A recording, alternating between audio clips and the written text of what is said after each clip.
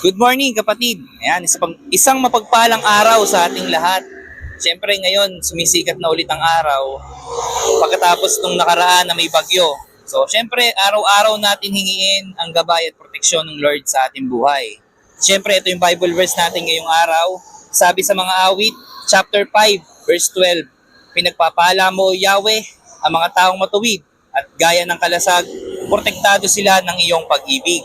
Kapatid, araw-araw natin hingin ang gabay at proteksyon na nanggagaling sa ating Lord.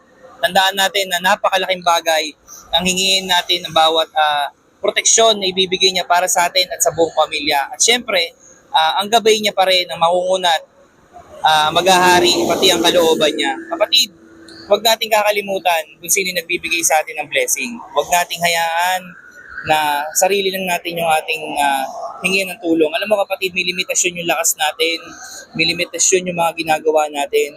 Kapatid, ang nagbigay pa rin ng buhay sa atin, ang nagbibigay pa rin ng kalakasan sa atin, ang nagbibigay ng bawat meron tayo sa mundong ito ay ang tanging Diyos lamang. So kapatid, huwag natin kakalimutan siya dahil isa rin siyang may puso rin siya na nalulungkot tuwing nakakalimutan natin siya. Kapatid, araw-araw tayo magpasalamat sa binibigay niyang buhay at pinapahiram niyang buhay sa atin. So yun lang mga kapatid, God bless sa inyong lahat.